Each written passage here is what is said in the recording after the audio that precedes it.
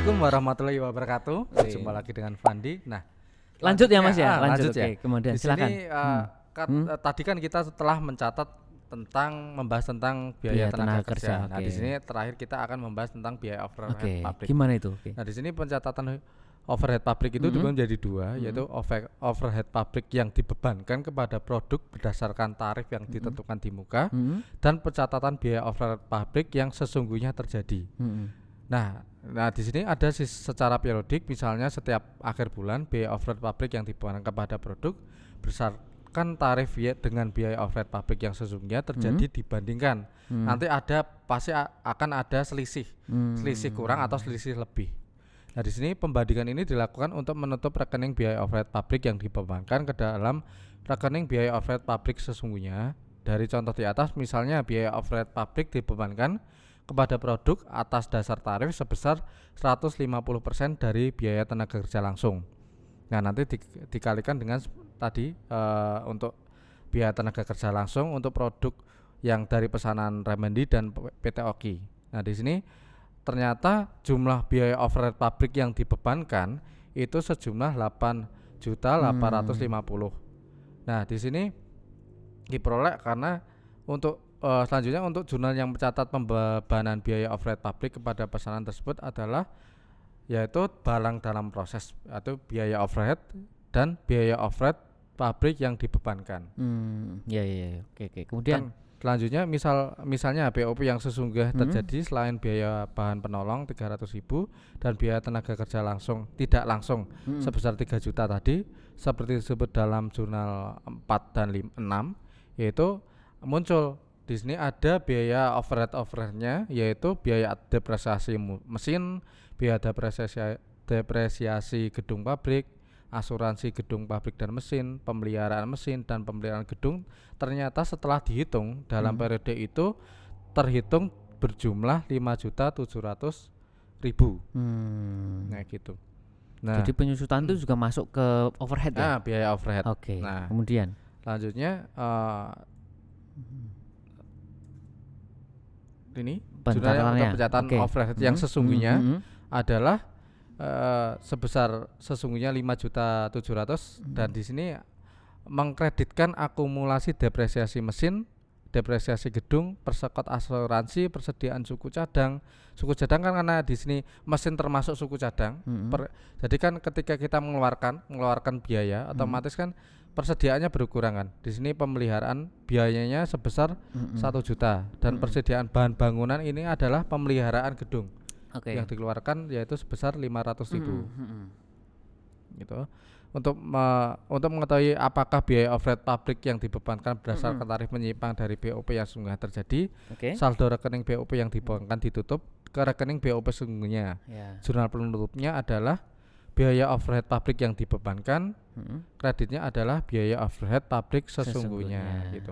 Udah. Ini untuk menghitung biaya overhead ya.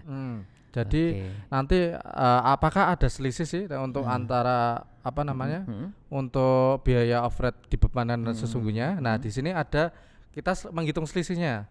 Kita menghitung selisihnya ya. Selisihnya BOP-nya.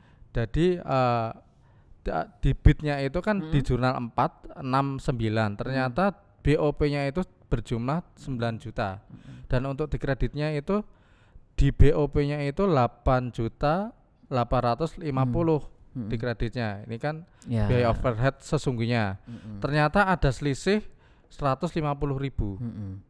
Jadi 9 juta dikurangi dengan 8.850.000. Ada selisih pembebanan kurang.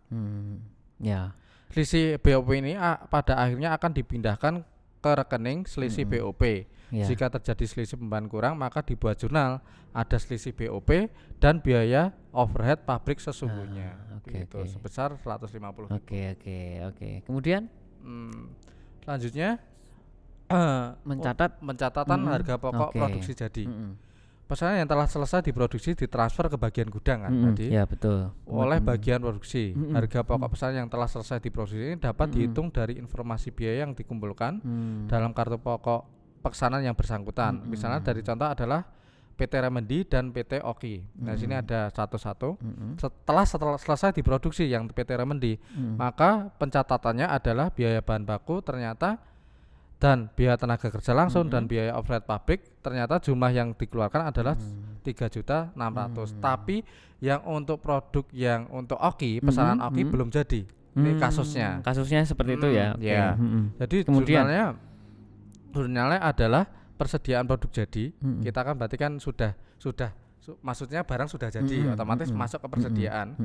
Nah, di sini mengkreditkan barang dalam proses, bahan baku, tenaga kerja dan overhead sebesar itu. Jadi telah jadi yang akan dikirimkan ke bagian gudang.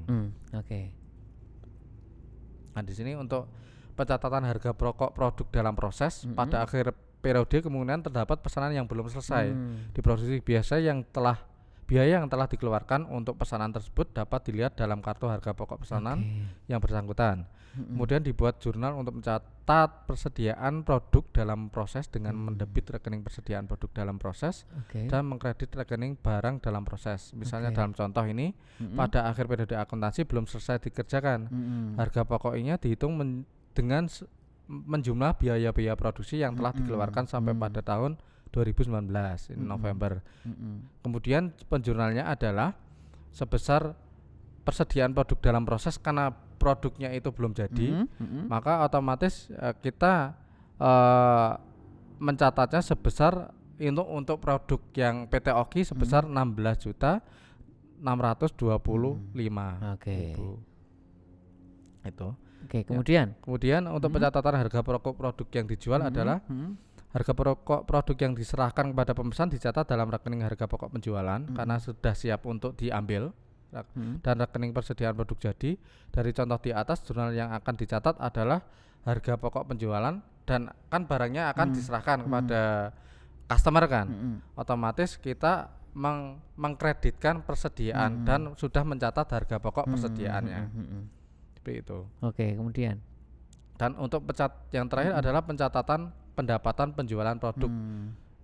Nah, ini ada kan kita menerimanya tergantung nanti ketika kita menerima cash, otomatis kita menerima cash hari hasil penjualan. Karena di sini secara kredit otomatis piutang dagang. Nah, ini untuk bentuk laporannya untuk agar lebih mengetahui. Nah, bentuk laporannya seperti ini. Seperti ini ya. Nah, ini.